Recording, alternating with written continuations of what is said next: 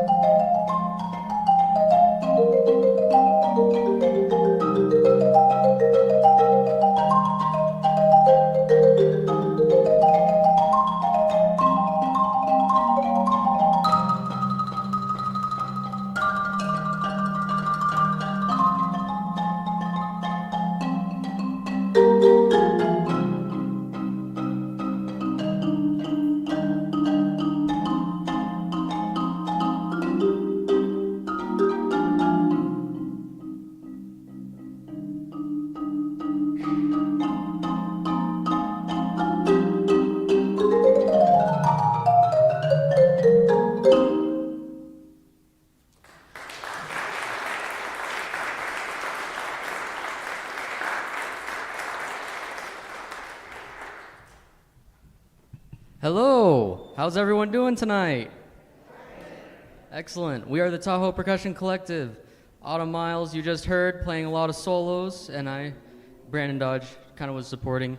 That was a piece that I actually wrote about 8 or 10 years ago called Story Time. I wrote it with another percussionist that I went to undergrad with over at UNR. It was a lot of fun, and we kind of just got into a practice room, and boom, there it happened. And that's kind of setting the stage for this concert, which is stories. Every piece that we're going to play will have maybe a story attached to it, or a story adjacent to it, or it's embodying history or story in general. So we're going to start back near the beginning, before the marimba or the vibraphone were really like serious instruments in the Western world. I mean, before the vibraphone was born by a good long while. And we're going to play a little bit of a solo here by Autumn, the Bach Prelude from the cello suites. Thank you.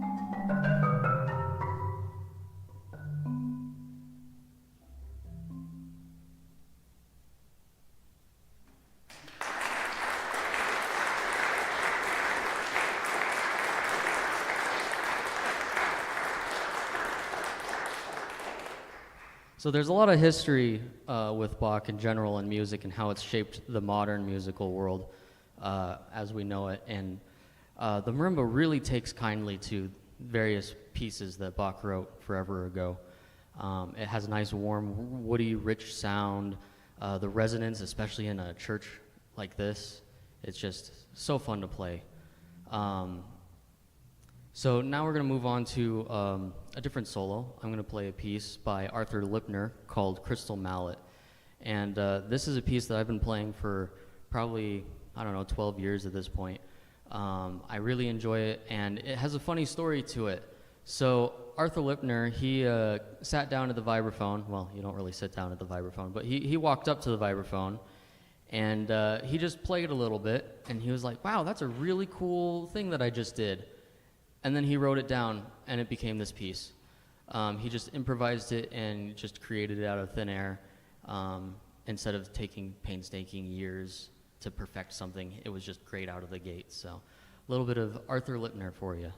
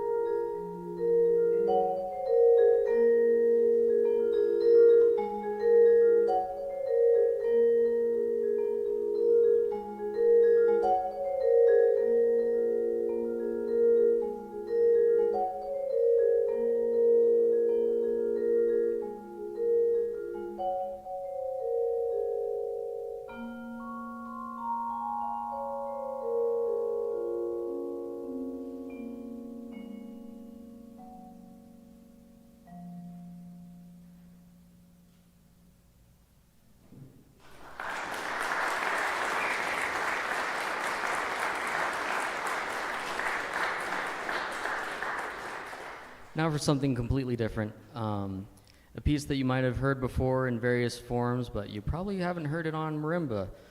This is Libertango, Astor Piazzolla. If you know the name, if you know the music, you'll probably hear remnants of it here next up. And this will be an arrangement that Eric Samu did. The funny story about this is Eric actually visited Reno a couple months ago, about 4 months ago actually, and visited all the students at UNR and kind of left a really incredible mark on the studio. He's a world-renowned marimbist based in Paris, and basically he teaches some of the world's best marimbists, up-and-comers, the youngest up-and-comers. He only has like 12 students, and they're coming from all over the world to study with him. And he decided to just come visit here, little old here, and show us how it's done. He was incredible. He showed us the height of how good you can be with this stuff, but also he helped expedite our growth, because now that we saw how it was done, he also showed us the path to get there. So I hope you enjoy a little bit of Autumn playing some Libertango.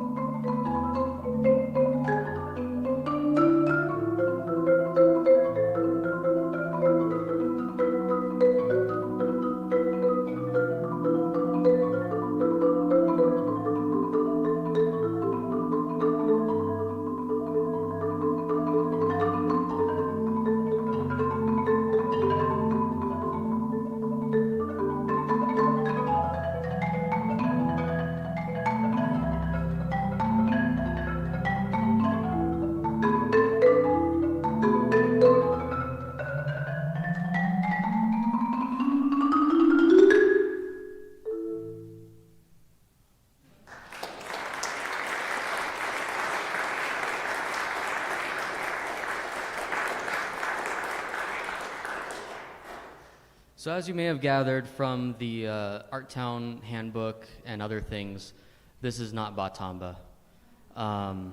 Unfortunately, there was a weird scheduling thing that happened. All things are good. Batamba does exist, and they will perform next week.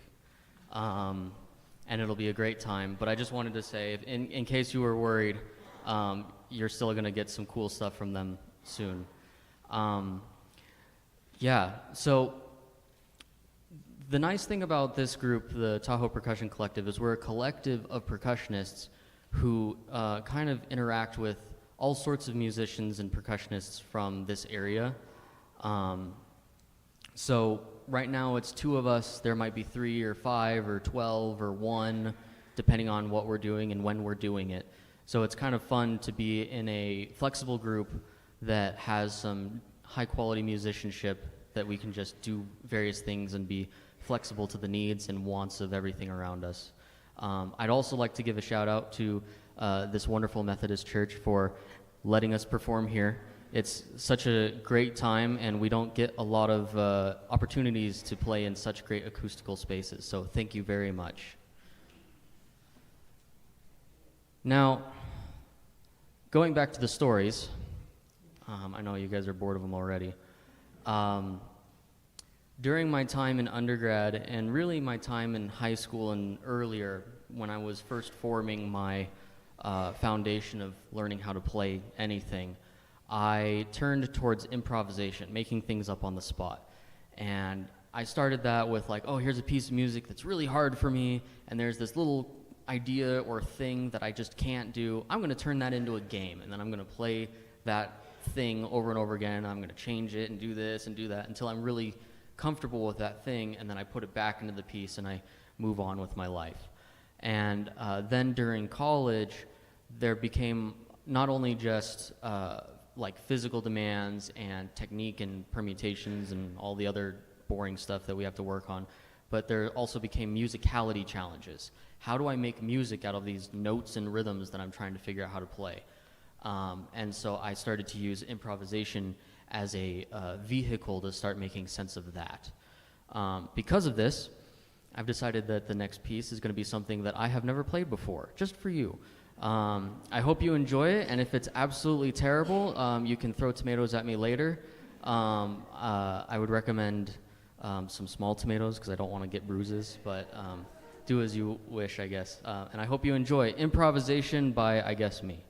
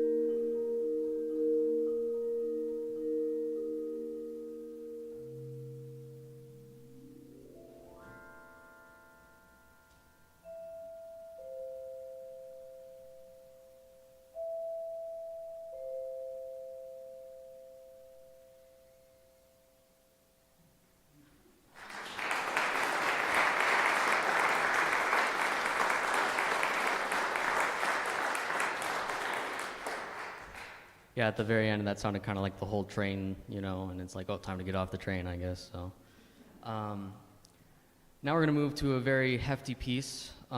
This is used sometimes in like various like competitions and things, but that's not the point of this piece for today. This piece is called Niflheim. Does anybody know anything about what that could possibly mean? Anybody know anything about Norse mythology or anything? Anybody watch like the Thor movies?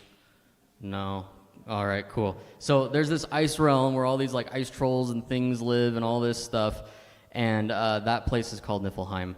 And it's kind of this whole, world. It's very rough, really dangerous, and it's a tough way to live. And this piece is designed to like encapsulate that whole world. So for only playing for about 5 years, Autumn kind of nails this pretty good. So I'm gonna let Autumn show us how it's done.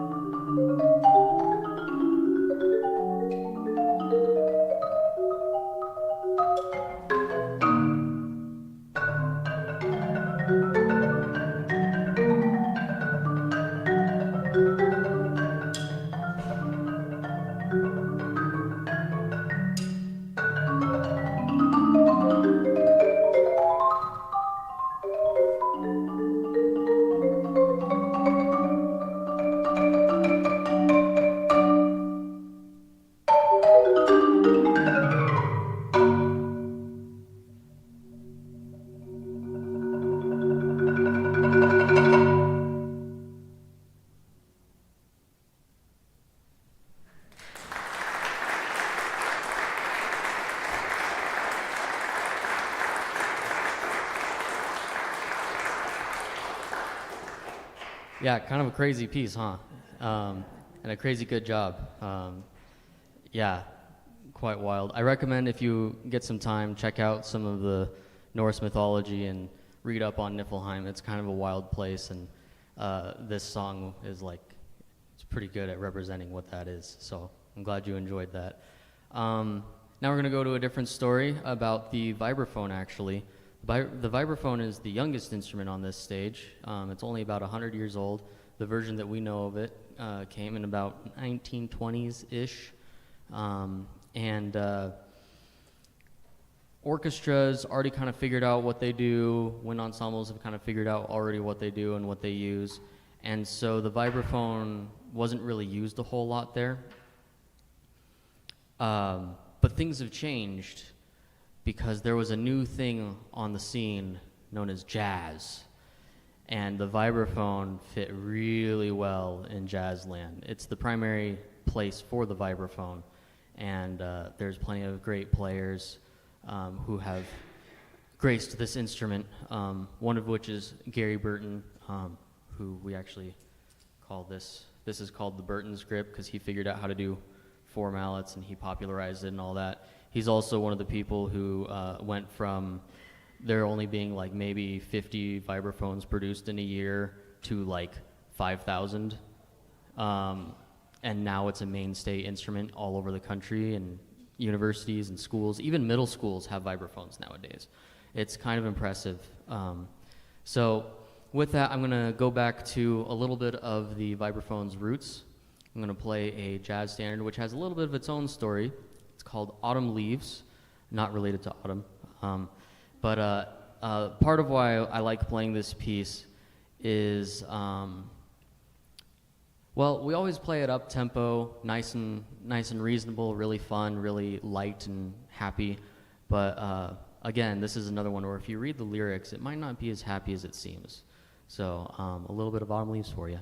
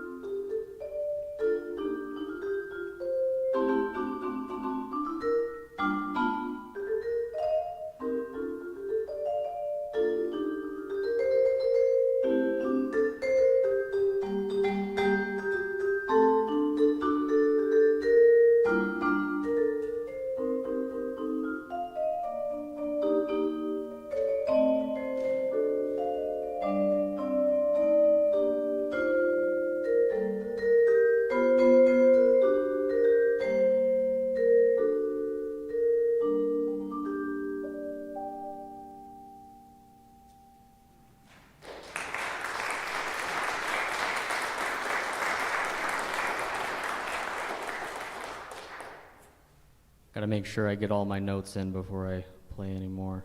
Would you like to do the thing? Not really? All right. Then don't do it if you don't want it. Oh, okay. I guess Autumn's going to do it anyway. So something that we kind of not really talked about a little bit is improvisation. I mean, you just heard some Autumn Leaves where I played some stuff. You heard a piece where I improvised it entirely. But one of the cool things about improvisation is it's kind of like a language, just like talking. We do it all the time. We don't know the exact words we're going to say, but we're going to try to get a certain something or other across to whoever we're talking to. Maybe we're trying to convince them of something, or maybe we're trying to just talk about our favorite sports or movie or whatever. So we kind of improvise all the time, every day. A lot of people consider music as a language, but then we have this weird thing where, like, oh, jazz musicians, they always improvise, but classical musicians, they don't really improvise, even though, well, technically, like Bach and Beethoven, they improvised all the time. So what we're going to do is we're going to throw Autumn in the deep end, and we're going to do some improvisation. But wait, there's more.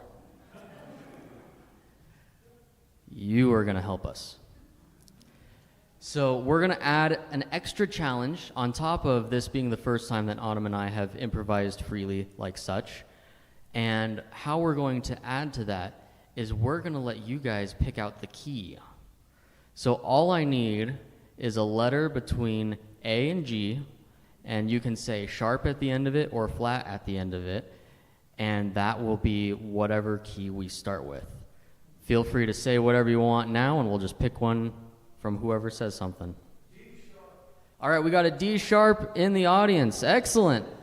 Now, if you were wishing that you got out and said something first, it's okay, because we're going to do another thing. We're going to switch keys in the middle of this thing. So we're going to start with D sharp, and then we're going to go to B. B flat. Oh, all right. There we go. D sharp into B flat. And somewhere in there, we might do some fun stuff in between, but that's our goal. We're going to start in D sharp at one point. I might look at you when we're in D sharp, just so that way you guys can hear it. And then somewhere in there, we're going to transition into B flat.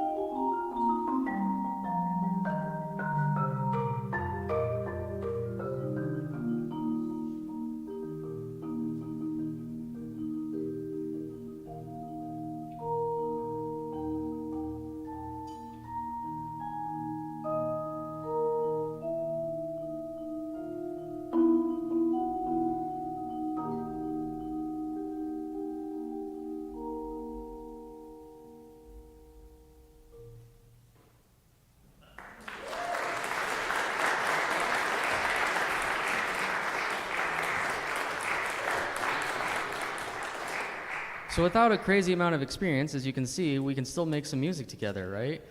It's because we know the language, we know the stuff we're talking about. I think of scales kind of like topics, like one may be food, one might be football, one might be whatever, right? And so all we did is we started with, like, say, a movie. Man, this movie is really awesome. And then it somehow turned into a sports show. And then next thing you know, we're talking about sports. And then now we're talking about different shoes that the sports players are wearing or whatever, you know. And next thing you know, we're talking about what we're going to do for lunch tomorrow or who knows what, right? Just like how normal conversation kind of slowly turns into. That's kind of what we did here with a little bit of help from you. You guys chose the topics, which was nice. It actually ended up being really nice. The two scales you picked were like really easy to go in and out of, so that was really, thank you very much. Awesome. Cool. Well, we just have enough time for one more, sadly. Thank you all for being here. Thank you all for joining us in this wonderful time sharing music with you. And we're going to end this story with kind of a full circle moment for us, or at least for me. About 10 years ago, I played this piece with my teacher, Dr. Andy Hegland, over at UNR. And we worked it up in, like, I don't know, 3 weeks or whatever, and had a great time learning it, and we performed it on my recital, my senior recital for, like, you know, this is the big final to make sure I'm allowed to graduate or not.